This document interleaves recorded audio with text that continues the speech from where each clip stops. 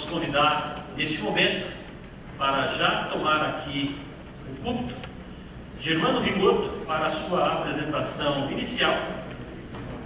Peço a gentileza do representante da candidata Simone Tebet que já ocupe aqui o púlpito e dê início com a sua apresentação. Germano Rigoto, a quem eu peço uma salva de palmas.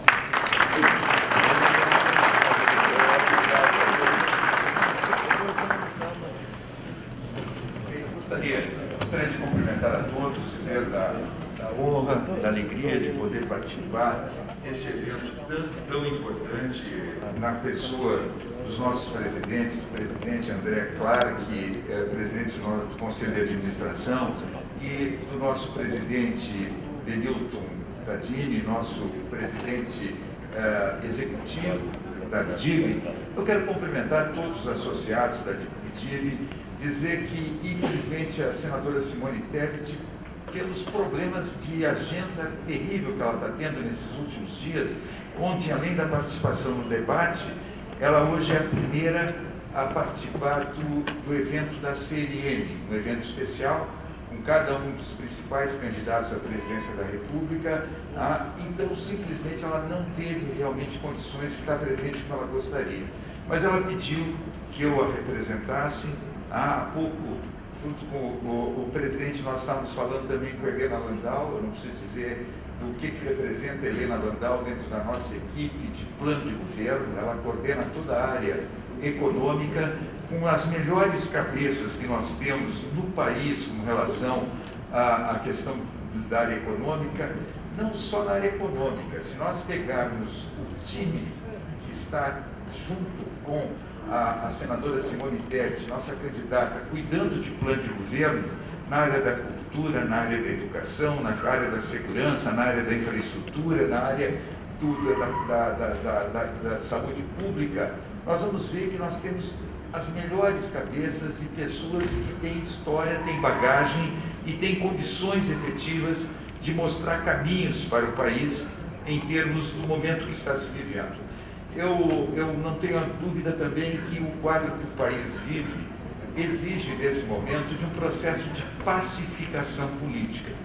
Quando a gente olha a radicalização que nós estamos vendo nas ruas, que nós estamos vendo nas redes sociais, que nós estamos vendo no posicionamento dos candidatos aí que representam os dois polos, nós vamos ver que este quadro, se não for enfrentado, se não tivermos um processo de pacificação, nós vamos ter, nos próximos 4 anos, provavelmente, 4 anos de conflito, 4 anos de debates que não representam o debate do que o Brasil efetivamente necessita. E eu, olhando, não porque é minha candidata à presidência da República, mas olho na senadora Simone Tebet e vejo uma candidata que tem bagagem, que tem história, uma formação excelente, professora formada, pós-graduada em Direito, professora universitária, uma experiência incrível no setor público como vice-governadora, tendo ocupado o governo, foi deputada estadual, é senadora, foi prefeita 2 vezes, tremendamente bem avaliada. Então ela conhece a realidade municipal, ela conhece a realidade dos estados, ela conhece a realidade do Congresso Nacional. E essa capacidade de articulação, essa capacidade de comunicação, essa capacidade de unir, de agregar, eu não tenho dúvida, vai fazer a diferença nos 4 anos que nós teremos pela frente, na necessidade de o país debater efetivamente seus grandes problemas, encontrar caminhos e soluções para os problemas que nós vivenciamos. Então, eu falando com o setor, como um setor da indústria básica, setor que tem a responsabilidade de cuidar da nossa infraestrutura, eu não tenho dúvida que esse setor vai ter um papel fundamental nesses 4 anos que teremos pela frente. O Brasil investe muito menos do que deveria investir em infraestrutura. Nós poderemos conversar um pouquinho com relação às ambições que poderão ser feitas, mas, na verdade, o grande problema do custo do Brasil, o grande problema da desindustrialização, o grande problema do fato de nós termos um desenvolvimento. Hoje saiu, agora pela manhã, saiu a previsão de crescimento do país, do PIB do país, para 2022. E se pode comemorar um crescimento de 2,3%. Quer dizer, 2,3%, mas da mesma forma que se tem um pequeno aumento na previsão do PIB desse ano, nós já temos uma previsão de um PIB de 0,37% em 2023. 0,37% em 2023. Eu posso estar errado, mas se eu não me engano, hoje pela manhã os dados são esses. Então, simplesmente nós temos um quadro de um país que cresce menos do que deveria, um país que crescendo menos do que deveria crescer gera menos emprego, e com a geração de menos emprego e renda significa o agravamento do problema social. Então, qualquer que seja o candidato que se apresente aqui na frente, ele tem que mostrar que não tem outra solução para o país do que ter um processo de desenvolvimento maior. Ele tem que mostrar que não tem dúvida que para ter um desenvolvimento maior, tu tem que enfrentar a reindustrialização do país, esse processo de queda da indústria. E para enfrentar a reindustrialização, tu tem que enfrentar o custo Brasil. E dentro do custo Brasil, nós vamos poder falar sobre a questão fiscal com mais profundidade, mas dentro do custo Brasil nós temos, sem sombra de dúvida, a questão da carga tributária absolutamente alta. Nós temos uma situação que, além da carga tributária, que tem uma política monetária que, devido à necessidade de combater a inflação pelos problemas fiscais, tu joga o juro para cima, e jogando o juro para cima, isso significa ter menos investimentos. E ao lado disso, tu tem o problema da logística. Eu não preciso dizer aos senhores o que representa o pouco investimento em infraestrutura que nós tivemos ao longo desses anos, agravando o problema da logística e fazendo com que nos tire competitividade, e este custo Brasil não é enfrentado como deveria. Então, tu ter 23 bilhões de reais investidos em infraestrutura no ano passado é uma coisa irrisória. Irrisória perto, por exemplo, de uma política monetária que às vezes ela é conservadora, mas às vezes o aumento da taxa básica de juros da Selic tem que acontecer para enfrentar o problema da ameaça de inflação, do descontrole inflacionário, para conduzir o país efetivamente na questão de cumprimento de metas. Mas se nós olharmos o que representa o gasto com rolagem de dívida, eu tenho que comparar os 20 e poucos bilhões em infraestrutura com os 560 bilhões gastos do ano passado para a rolagem da dívida. Quer dizer, os mais de 13% de taxa básica de juros significa um custo de mais de 500 bilhões de reais para rolagem de dívida. Dinheiro que falta na infraestrutura, dinheiro que falta na saúde, dinheiro que falta na educação, dinheiro que falta na segurança. Então, essas questões, elas têm que ser enfrentadas, e elas têm que ser enfrentadas com muita responsabilidade fiscal, e ao lado da responsabilidade fiscal, com um governo que tenha a capacidade de unir, que tenha a capacidade de olhar para aquilo que efetivamente tem que ser enfrentado, que não desvie a atenção para coisas menores. Então, ontem eu vi o debate da Bandeirantes e a nossa candidata teve que, a senadora Simone, dizer uma verdade no final do debate. Nós não podemos ser condenados a ter que ficar debatendo o petrolão, o mensalão, ou debatendo o secretão, o orçamento secreto. Nós temos que olhar para frente e ver efetivamente o que tem que mudar, o que tem que ser transformado e o que nós temos que ter para ter um país que tenha esta capacidade de desenvolvimento maior, com geração de emprego e com enfrentamento dos seus problemas sociais. Eu sinto muito, às vezes, nesses debates que estão acontecendo, a falta de espaço maior para debater o projeto de cada um dos candidatos. Eu vejo muitas vezes o fato de não se aprofundar, claro, às vezes por falta de tempo, mas às vezes também por falta de prioridade naquilo que deve ser enfrentado pelas candidaturas à presidência da República. Mas eu não tenho dúvida, eu tenho uma candidata, e digo aos senhores e às senhoras que é capacitada, tem capacidade de articulação, tem capacidade de comunicação, tem bagagem, tem história e tem condições de ser presidente da República. E condições de ser presidente da República para chegar no Congresso Nacional, que ela conhece muito bem, e construir uma base de sustentação que lhe permita garantir aquilo que nós precisamos já no primeiro ano de governo. O compromisso da senadora Simone Tebet é colocar nos primeiros 6 meses de governo a votação da reforma tributária. Primeiros 6 meses de governo, eu vou dizer da minha experiência, eu fui líder do governo Fernando Henrique na Câmara Federal, e líder do governo Fernando Henrique, nós conversávamos com o presidente há pouco, líder do governo Fernando Henrique que teve a decisão correta de colocar nos primeiros 6 meses de governo a mudança do capítulo da ordem econômica, que permitiu as privatizações e que permitiu que o país crescesse mais em todas as etapas que vieram posteriormente. Mas por que aquele capítulo da ordem econômica passou? Foi aprovado no Congresso Nacional. Porque o capital político que o presidente Fernando Henrique tinha adquirido no momento que ganhou a eleição, ele aproveitou na arrancada de governo. As outras reformas, nós tínhamos compromisso com a ordem econômica, com a reforma administrativa, com a reforma previdenciária e com a reforma tributária. A preocupação com a previdenciária e com a administrativa, logo depois já começou a ter problema, porque já o governo começa ao natural perder um pouco do capital que tinha quando ganhou a eleição. Então já tivemos reformas que foram mais tímidas do que deveriam ter sido feitas. A tributária, na verdade, houve uma decisão equivocada do meu governo de, com medo de perder receita e por conservadorismo e corporativismo, não deixar avançar a reforma tributária. Mas nós vamos falar um pouquinho disso, sobre isso depois.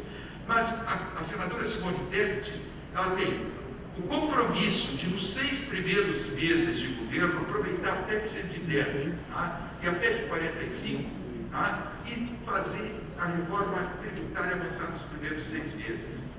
Segundo, a reforma administrativa está pronta para ser votada. Não sei se veio o representante do presidente Fernando Henrique, do presidente Bolsonaro, falar do Fernando Henrique, não sei se vai estar aqui, mas eu não tenho a menor dúvida que teria que ser perguntado por que o governo não priorizou e não fez votar a reforma administrativa. Estava pronta para ser votada no Congresso, está pronta para ser votada no Congresso Nacional, mas por decisão equivocada da área econômica do governo e talvez alguma resistência do próprio presidente, a reforma administrativa está parada.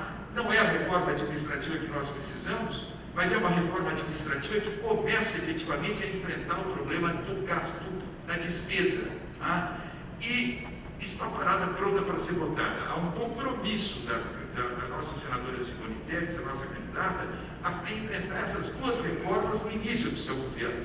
E não tenho dúvida que ela vai ter sucesso, pela capacidade que eu disse de articulação, pela capacidade que ela tem, pela bagagem que ela possui, pelas condições que ela vai ter, diferentemente de qualquer um dos 2 candidatos que está na frente, chegando à presidência da República, não vai ter as condições que a senadora Simone Tebet terá de fazer essas mudanças que o país precisa. Eu sei que já meu tempo se esgotou, mas eu terei a oportunidade, nas perguntas, avançar mais nessas questões todas. Muito obrigado. Bom dia. Seja bem-vindo, coordenador da campanha de Simone Tebet, vai representá-la aqui hoje. Eu estava aproveitando, o senhor estava falando das projeções de crescimento da economia, eu estava checando já o relatório Focus, é isso mesmo, 2,10% este ano e caiu para 0,37% no ano que vem a projeção de crescimento. É uma perspectiva desafiadora, essa possibilidade de nós termos uma desaceleração do crescimento. O Brasil precisa corrigir tantas distorções, e nós vamos começar a falar dessas correções necessárias na área de infraestrutura, como a primeira questão, dados da BIDIB mostram que a diferença entre os valores investidos em infraestrutura e os necessários são de 226 bilhões de reais por ano. Esse ato equivale a 2,6% do PIB, em que pesem os expressivos avanços dos investimentos privados, sozinhos eles não vão suprir tantas necessidades. programas lançados recentemente em países desenvolvidos promovem os investimentos em infraestrutura como ferramentas fundamentais para a retomada do crescimento econômico. No entanto, a ausência da redução de despesas correntes e a regra do teto de gastos empurraram os investimentos públicos para os patamares mais baixos da história.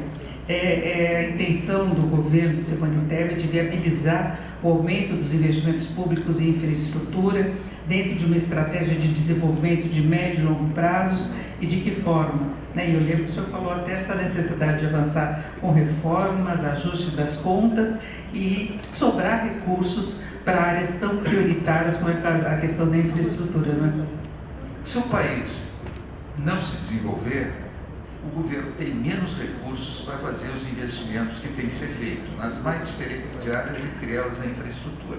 Quer dizer, o país crescer, como está previsto no Focus 0,37, né, para 2023, quando nós precisaríamos crescer no mínimo 4 pontos percentuais ao ano, se a China precisa ter um crescimento do seu PIB de 7 pontos percentuais ao ano, se a Índia precisa chegar aos 6,5%, 7% do PIB crescendo ao ano, nós não podemos deixar de crescer em torno de 4% do PIB ao ano.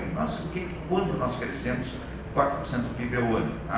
E isso significa menos geração de emprego, menos geração de renda, agravamento da crise social e significa um Estado que arrecada menos para fazer os investimentos que precisa fazer. Então, o desenvolvimento é fundamental.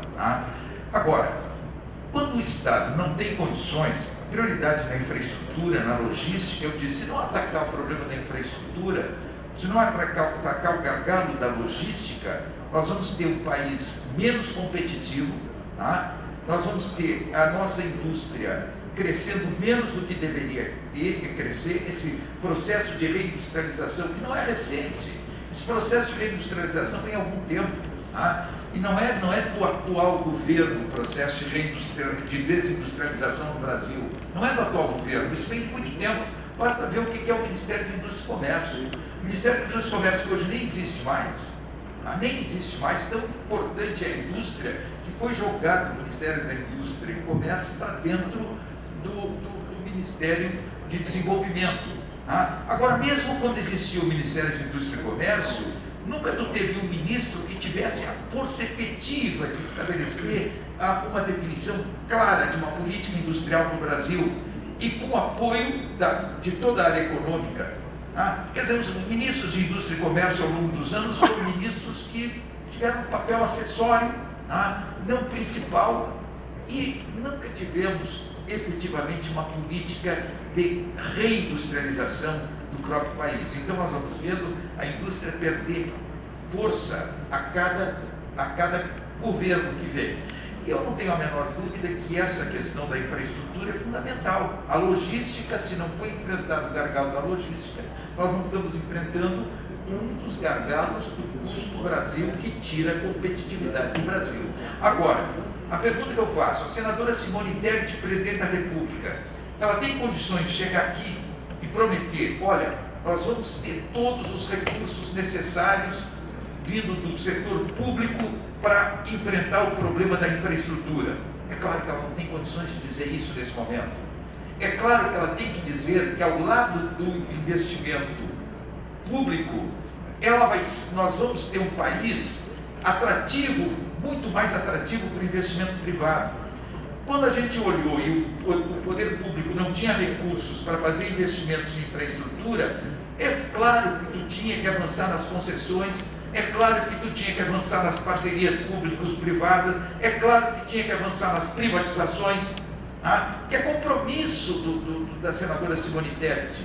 Não apenas viabilizar o recurso público dentro do grau de dificuldades e do enfrentamento do problema fiscal, mas efetivamente ter um país receptivo para o investidor privado.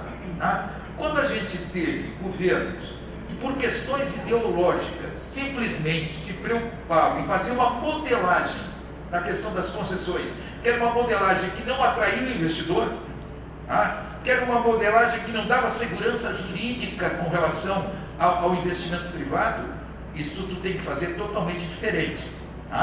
desde o fortalecimento das agências reguladoras, passando efetivamente por termos, ao lado do fortalecimento das agências reguladoras, uma modelagem que signifique segurança e segurança jurídica, que é fundamental para o investidor privado. Então, não tem dúvida que tem que ser feito tudo diferente do que aconteceu ao longo desses anos.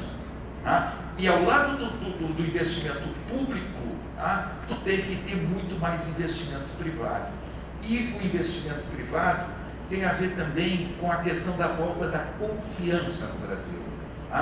Não adianta nós ficarmos acreditando que o país, desviando a atenção do principal, criando brigas aqui, ali. Ontem eu vi o presidente da República, o presidente da República no debate de ontem, fazendo críticas duras ao governo da Colômbia, ao governo do Chile, ao governo da Argentina, aos presidentes de Colômbia, Chile e Argentina.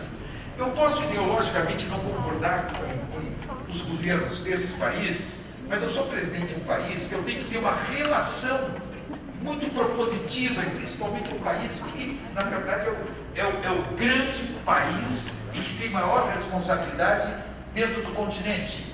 Agora, simplesmente tu entrar por uma questão ideológica publicamente num debate, criticando o presidente da Colômbia, criticando o presidente do Chile, criticando o presidente da Argentina, não tenho dúvida que isso não ajuda a que nós tenhamos aquela estabilidade, aquela tranquilidade que significa para o investidor dizer, não, o país é um país que é atrativo para o investimento privado e principalmente um país que tem esta possibilidade de ser aquilo que eu disse, um país que tenha mais estabilidade política.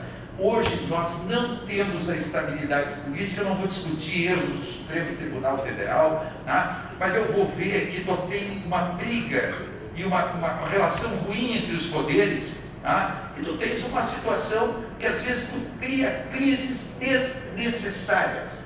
E essas crises desnecessárias, elas atrapalham o investidor privado. Então eu te diria, ao lado de nós termos esta prioridade do investimento público dentro das condições que o Estado vai construir, com uma política fiscal séria, responsável, sei, por exemplo, talvez venha uma pergunta nessa direção, que o teto de gastos é criticado porque ele engessa muito o governo. A senadora Simone Tebet, nossa equipe de plano de governo, tem uma posição, que teto de gastos tem que existir porque ele representa uma segurança maior de que tu não vai ter irresponsabilidade fiscal. Então o teto de gasto é necessário. O teto de gasto como está, um teto de gasto de 20 anos, um teto de gasto que não abre exceções em momentos que tu tem que abrir exceções.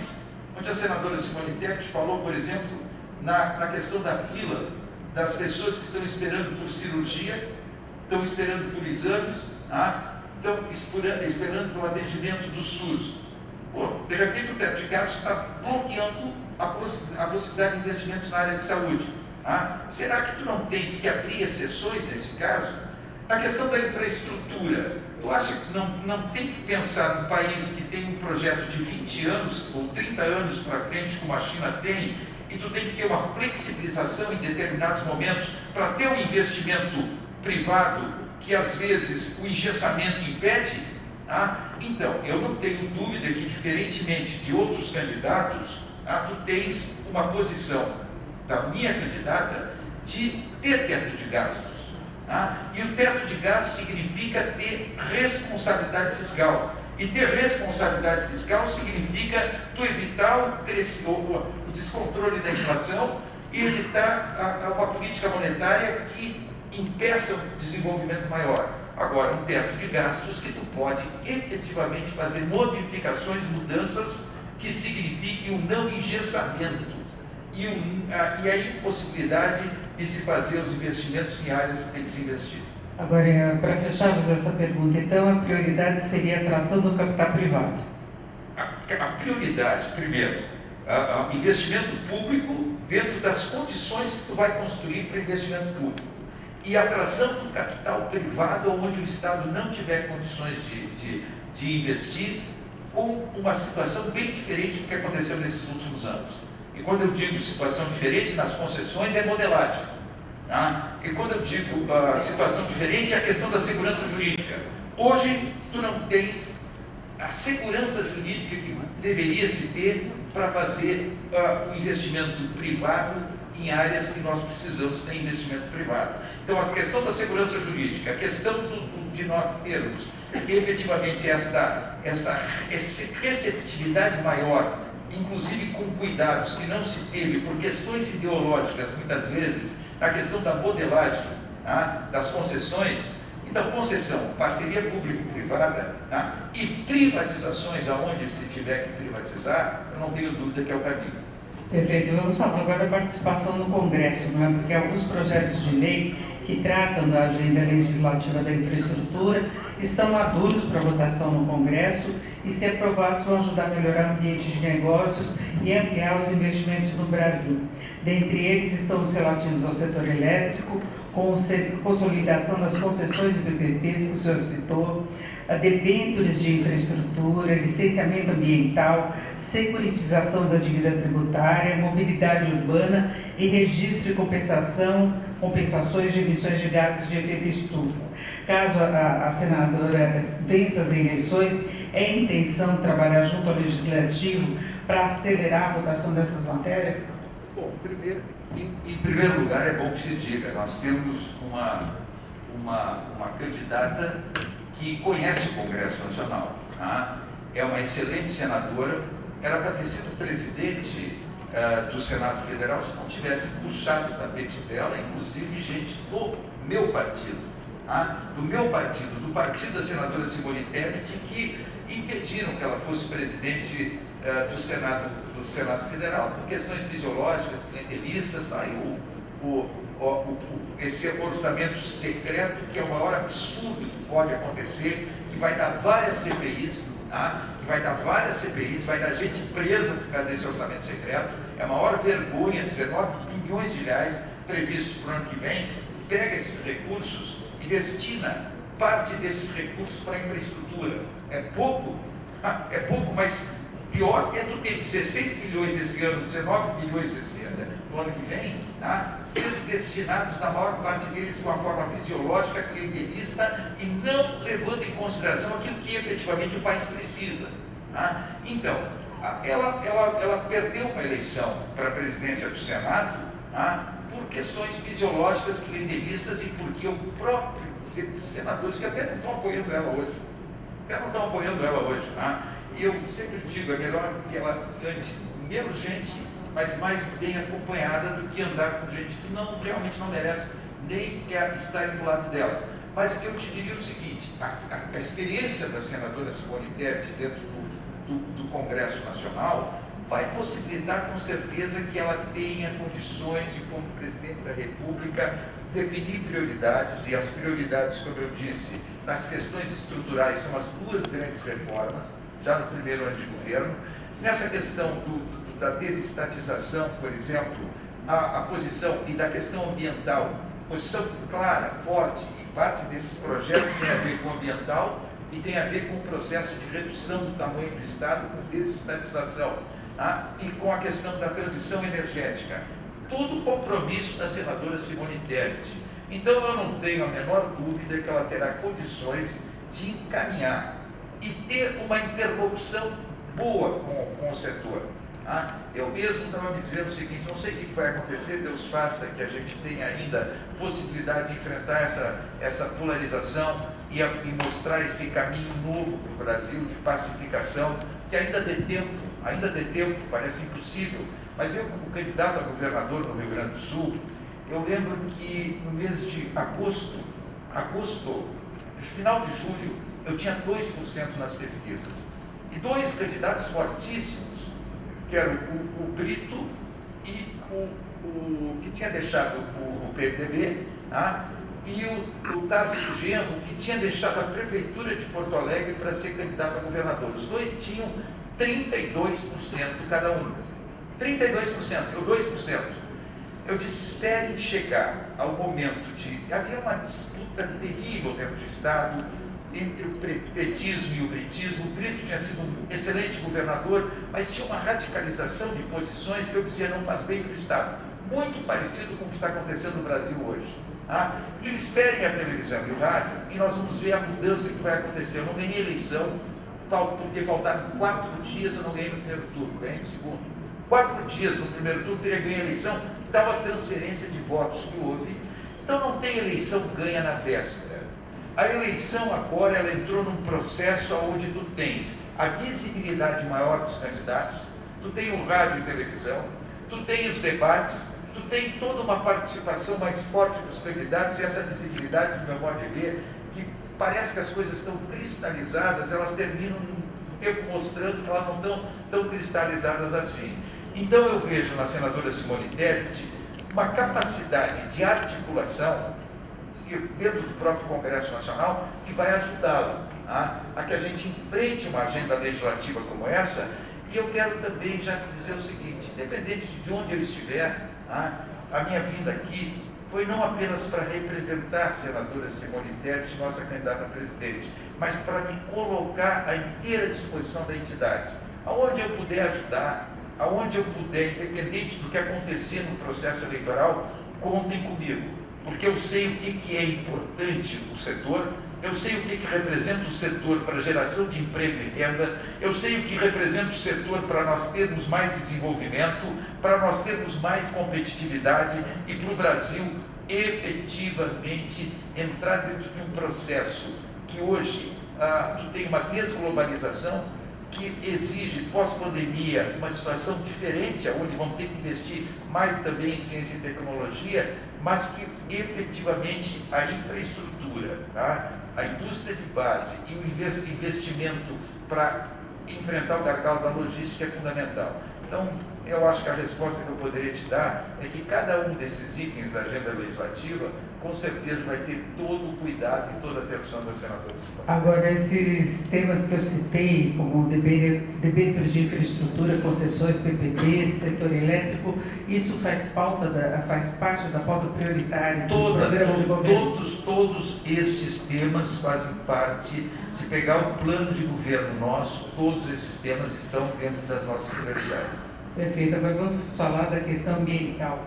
Nos últimos anos também estava muita pressão internacional por medidas de proteção ambiental, em grande parte decorrente do aumento do desmatamento e queimadas na Amazônia, o que tem prejudicado bastante a imagem do Brasil no exterior.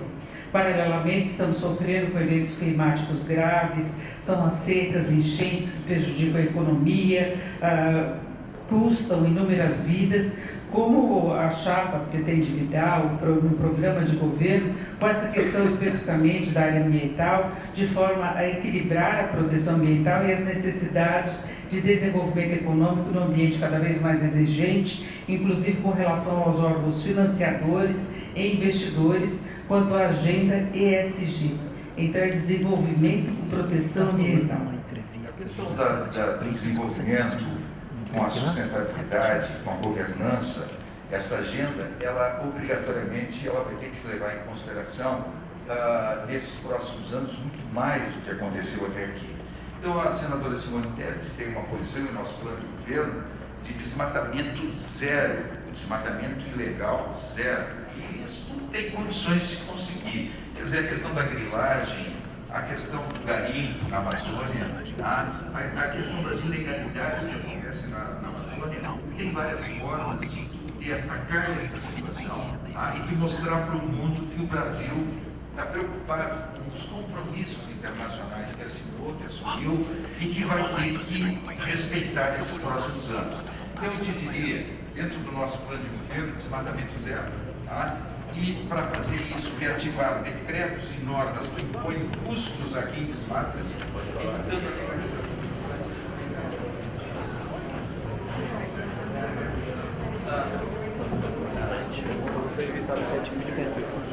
De nada, obrigado. Onde está acontecendo a entrevista? Fechou. Vírgula errado.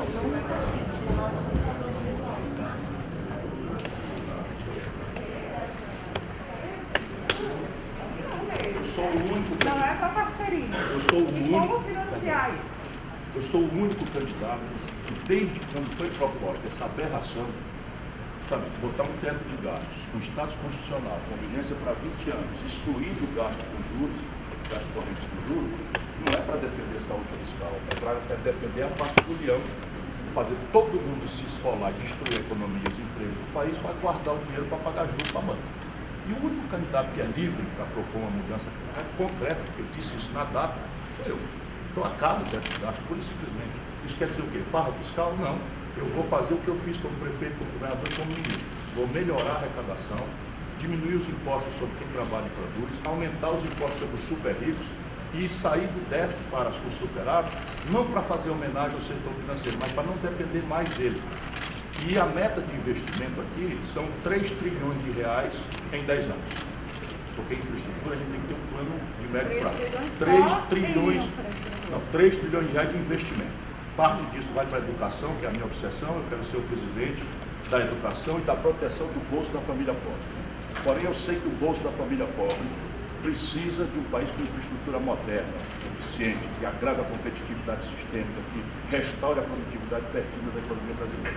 Mas são 3 trilhões de reais que o meu projeto nacional de desenvolvimento diz de onde vem para tirar de 25 bilhões de reais hoje de investimento para 3 trilhões de reais.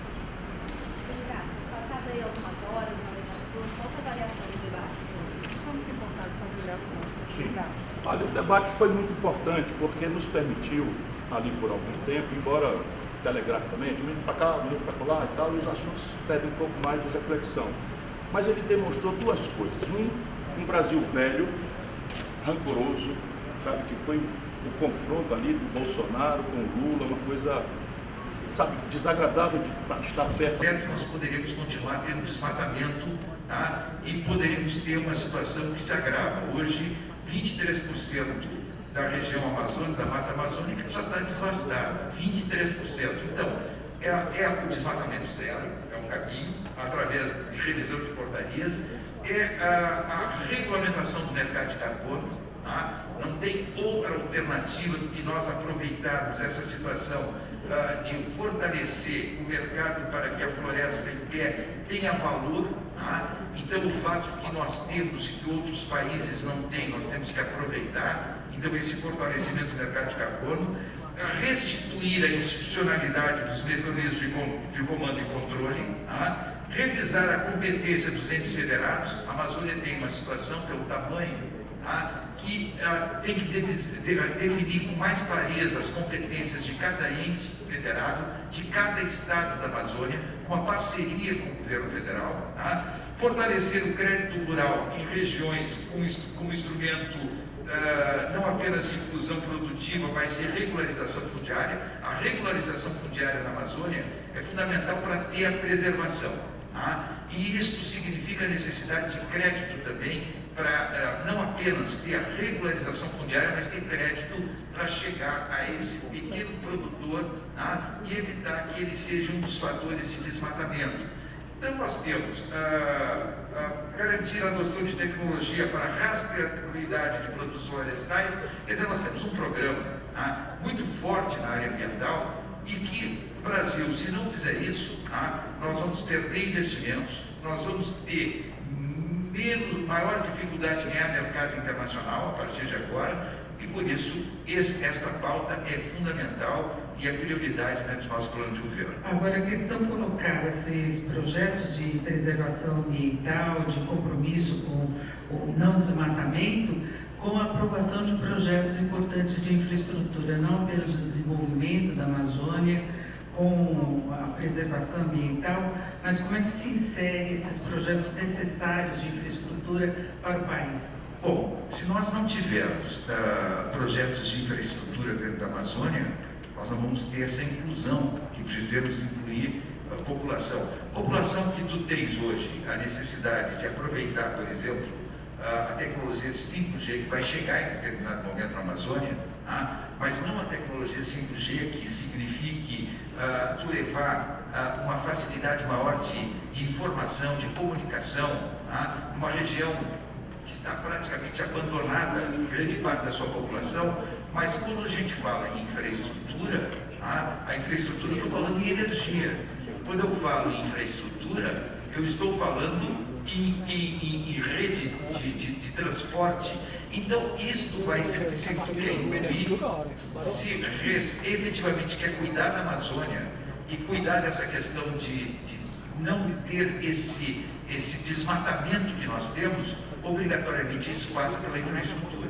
Por exemplo, eu não tenho dúvida que as Forças Armadas vão ter que, obrigatoriamente, quem tem nos ajudado muito nesse plano de governo com relação à segurança e defesa nacional é o general Santos Cruz.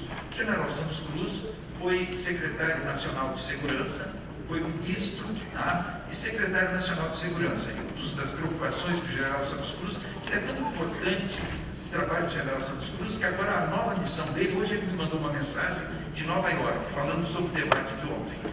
Mandou uma mensagem, por que ele está em Nova York? Porque a ONU a designou, ele foi chefe da missão da ONU no Haiti, foi chefe da missão da ONU no Congo, e hoje ele foi designado para ser representante da ONU para investigar os crimes de guerra na Ucrânia.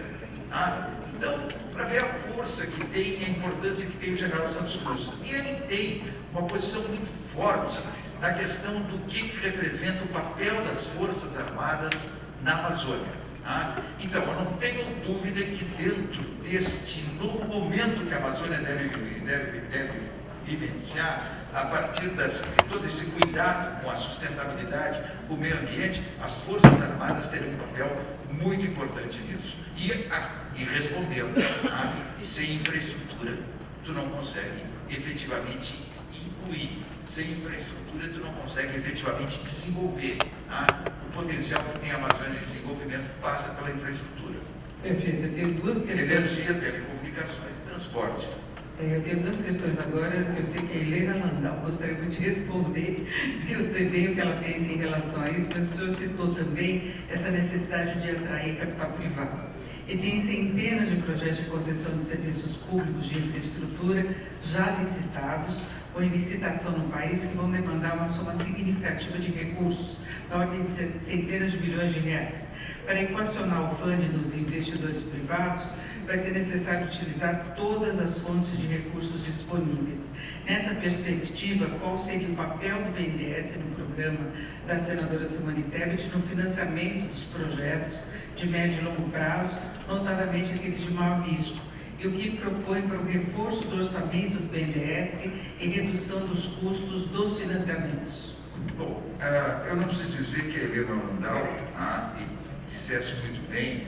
A Helena Landau, que está cuidando de toda a área econômica do nosso plano de governo, a Helena, ela foi responsável durante o governo Fernando Henrique pelo processo de desestatização.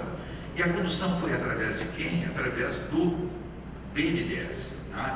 Eu não tenho a menor dúvida que a desestatização e este processo de concessões tem que passar pelo BNDES. A posição clara do nosso plano de governo é que essa Secretaria de Desestatização, que foi levada para dentro do Ministério do Desenvolvimento, ela simplesmente não funcionou, burocratizou, não funcionou. Quer dizer, eu nunca esqueço, por exemplo, quando o presidente Bolsonaro assumiu, eu olhei e vi o ministro Paulo Guedes, e estou dizendo isso aqui sem fazer a crítica pela crítica, eu vi o ministro Paulo Guedes como uma pessoa preparadíssima.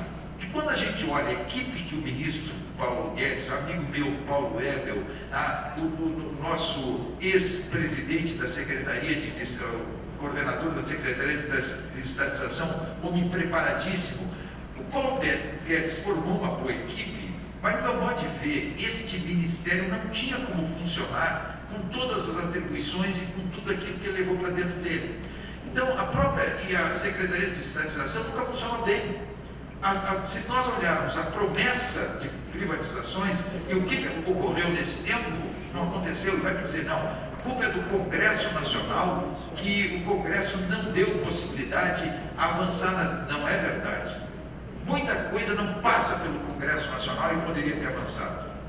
Mas muita coisa sobre a desestatização não passa pelo Congresso Nacional. A posição é extinguir essa Secretaria de Desestatização e fortalecer o BNDES, tanto para as concessões, e aí tem a questão do financiamento, a questão das modelagens de concessões.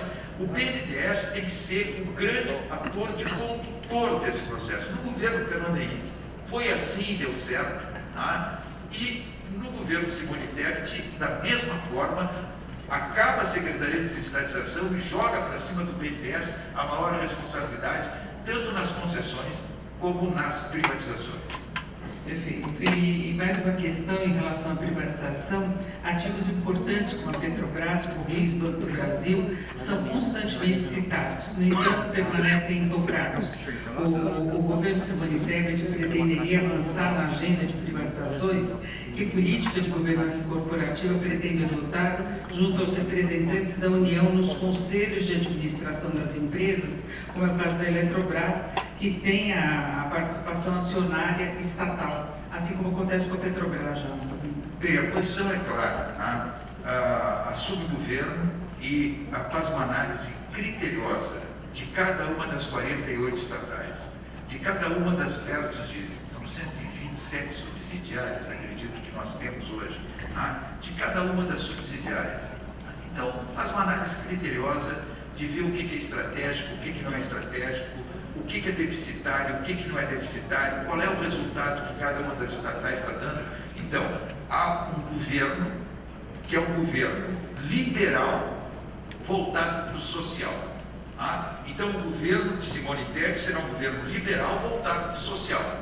O governo liberal significa o seguinte: o tamanho do Estado deve ser o tamanho que o Estado tem que ter.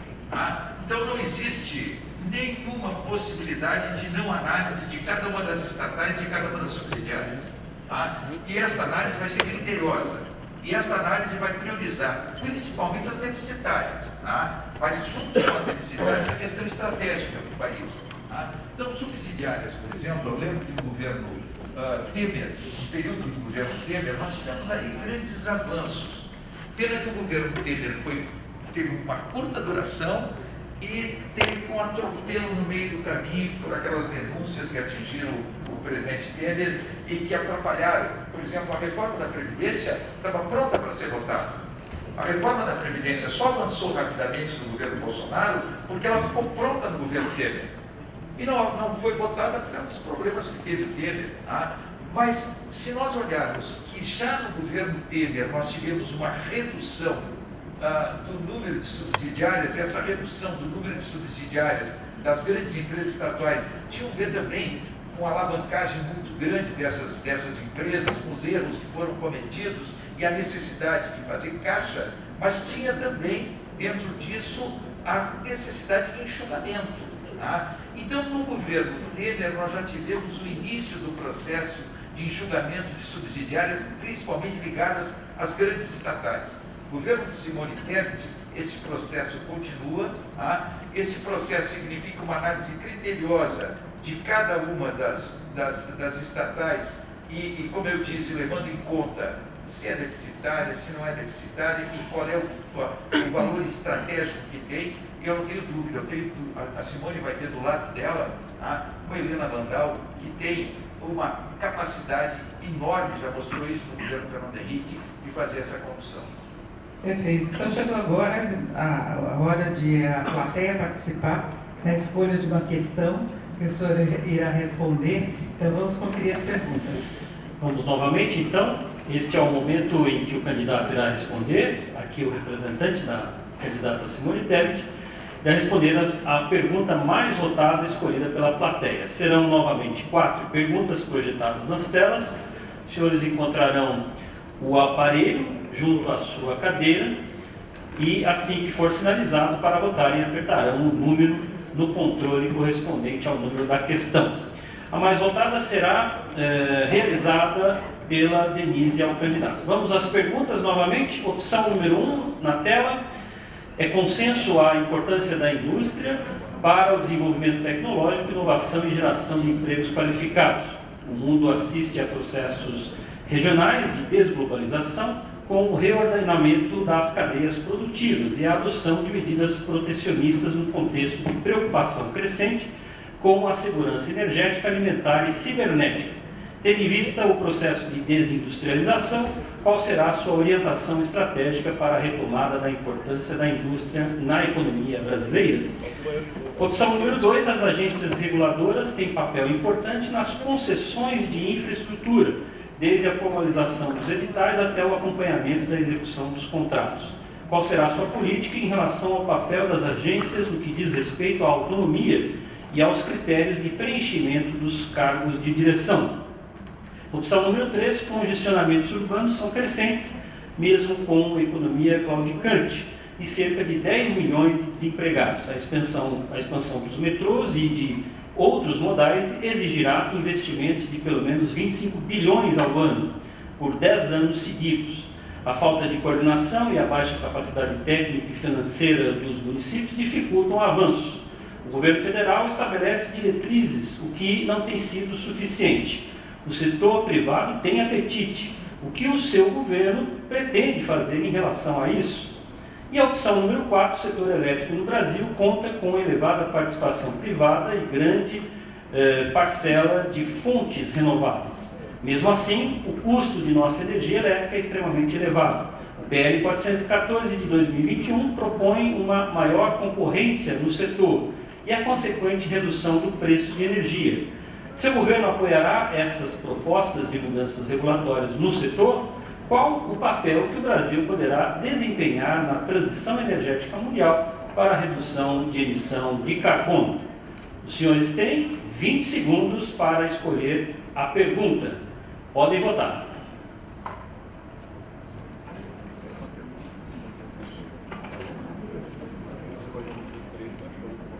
Dez segundos.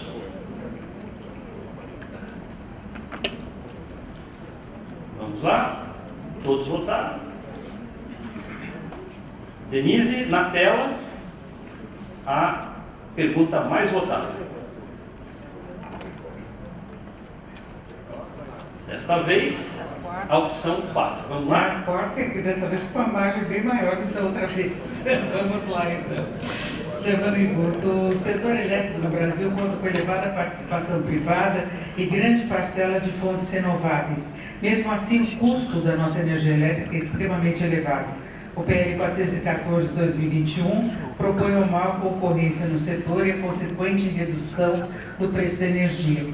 Seu governo apoiará essas propostas de mudanças regulatórias no setor? Qual o papel que o Brasil poderá desempenhar na transição energética mundial para a redução da emissão de carbono? Bem, é claro que a pergunta se vai haver apoio a propostas de mudanças regulatórias, não tenho dúvida de sim, tá? Dentro do que propõe a senadora Simone Tebet no seu plano de governo, é exatamente essas mudanças regulatórias que atraem investimento, que dê segurança para o investidor, coisa que não tivemos ao longo desses anos, intervenções equivocadas, o setor elétrico ficou claro isso, as intervenções equivocadas que depois se refletiram no preço da energia e se refletiram dentro das próprias empresas, a situação dessas intervenções. Então, essas mudanças regulatórias são muito importantes e têm total apoio. Total apoio não apenas da nossa candidata, como de todo o debate que nós fizemos dentro do plano de governo. O Brasil tem uma situação privilegiada na questão energética. Se nós temos uma energia limpa, diferentemente de outros países, o percentual de energia limpa que nós temos é impressionante perto de outros países, então esse deve ser um capital que nós podemos aproveitar dentro desse momento de que se discute um cuidado com o meio ambiente. Eu vi agora, na semana retrasada, que os problemas que a China está enfrentando de energia, pela falta de chuvas, pela estiagem, pelos problemas que a China está vivenciando, o que a China está tendo que fazer? Retomar a produção de energia termoelétrica através de queima de carvão. O meu estado é um estado que tem um potencial incrível em termos de Santa Catarina e Rio Grande do Sul são os estados que têm as maiores reservas carboníferas do Brasil. Qual é a produção de energia através do carvão que nós temos? Eu, quando governador, tentei trazer para o Rio Grande do Sul um projeto que significava, naquela época não tinha essa posição tão forte com relação à energia limpa, ao meio ambiente. Eu tentei trazer um projeto, fui visitar uma usina termoelétrica na Alemanha. Essa usina termoelétrica, ela produzia 1.100 megawatts de energia, 1.100 megawatts de energia do lado de uma grande cidade.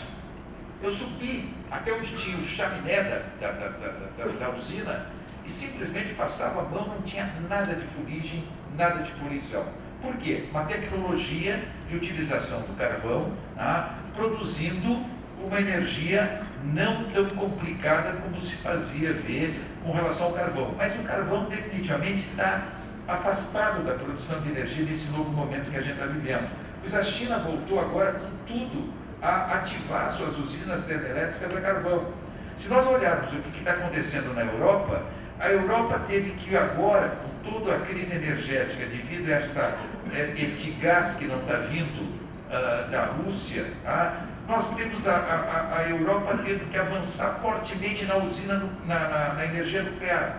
O Brasil tem uma realidade que tu tem a energia hídrica com um potencial muito maior de produção de energia hídrica do que nós estamos produzindo. Se nós olharmos há quanto tempo foi o Proinfa que veio no governo Fernando Henrique Cardoso, no governo Fernando Henrique Cardoso veio o Proinfa que começou a determinar a possibilidade de nós avançarmos, por exemplo, na energia eólica.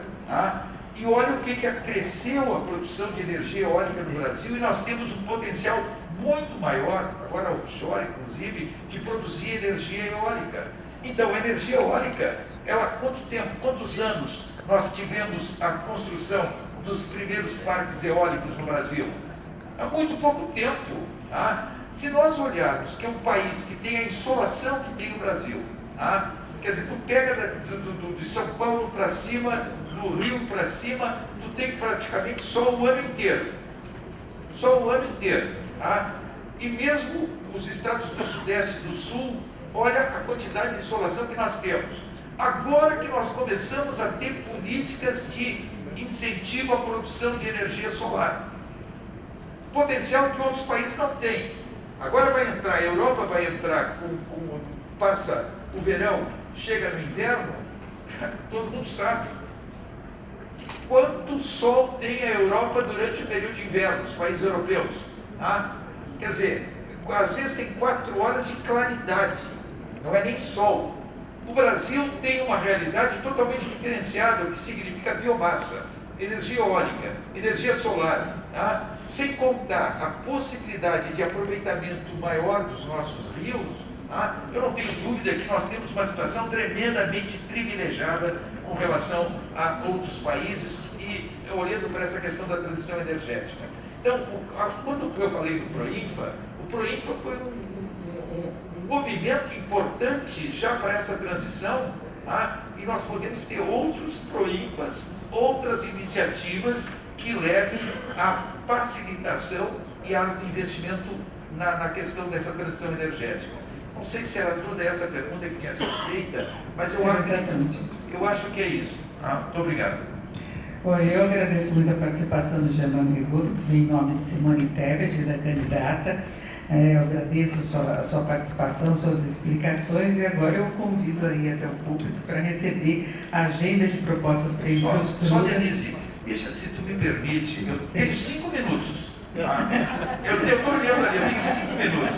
Se tu me permite, Denise, eu queria aproveitar, antes de receber a agenda, eu queria me colocar à total disposição da entidade para tudo aquilo que eu puder ajudar. E digo isso com muita tranquilidade para o presidente, com muita paixão naquilo que eu estou dizendo, porque eu sei a importância do setor, para o desenvolvimento do Brasil.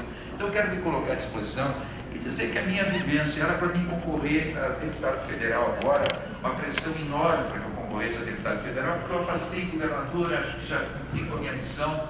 O Senado, dentro da coligação que o meu partido fez no Rio Grande do Sul, era natural que a candidatura ao Senado ficasse para um outro partido. E então surgiu uma pressão enorme para concorrer à Câmara Federal. Tinha uma eleição assim tremendamente assegurada. Mas dentro da Câmara Federal, eu fui líder do governo Fernando Henrique, fui líder da maior bancada na Câmara, fui presidente das principais comissões. Eu andei o Brasil, fui aos 26 estados da federação, algumas vezes, ao Acre, a Roraima, a Amapá, a todos os estados da federação, pregando a reforma tributária como presidente da Comissão de Reforma Tributária. No meu governo, no governo Fernando Henrique, infelizmente, nós tínhamos tudo para ter aprovado uma reforma tributária que era praticamente próximo da PEC 45, da PEC 110, que estão prontas para ser votadas no Congresso Nacional, mas por resistência da área econômica, meus amigos da área econômica, com medo de perder receita, e não havia nenhum risco de perder receita, porque tu tinha uma transição longa do sistema que nós produzíamos, com as mudanças do sistema tributário, que hoje o Brasil seria totalmente diferente. Passaram-se os anos, e nos governos que vieram, todos prometeram reforma tributária, e a reforma tributária não aconteceu. O governo atual podia ter avançado na reforma tributária, mas infelizmente o ministro Paulo Guedes se preocupou muito com a recriação de uma CPMF com outra roupagem, muito, porque ela daria uma arrecadação absurda para o governo.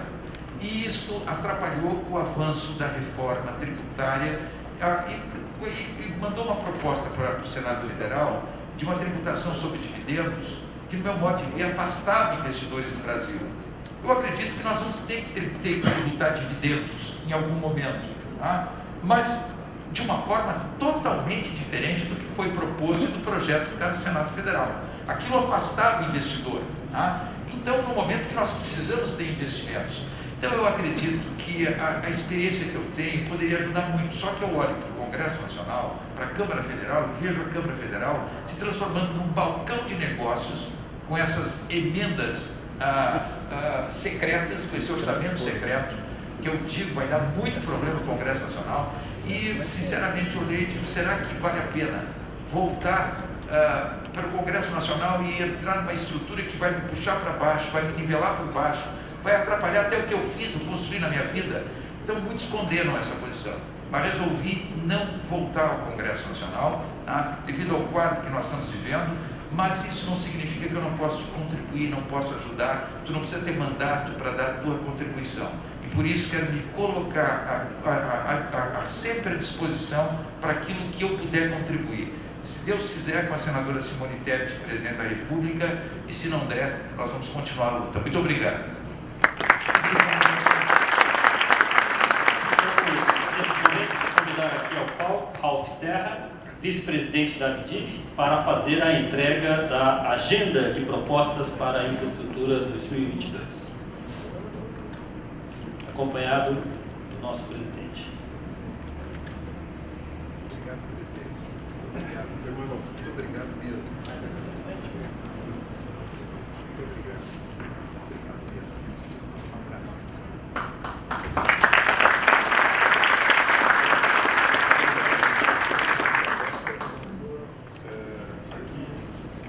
Uma proposta macroeconomia, propostas transversais na área da regulação, da infraestrutura, propostas para cada área de infraestrutura e um plano de 100 dias. Muito obrigado. Esse plano de 100 dias também é muito importante. Os 100 dias são os primeiros principais. A casa aberta. Muito obrigado, meu. Muito obrigado. Um abraço a todos. Os nossos agradecimentos, uma salva de palmas mais uma vez para o Fernando Ribeiro, representante da candidata Simone Tebet. Nós vamos, neste momento, assistir ao nosso vídeo institucional e também os vídeos dos nossos patrocinadores.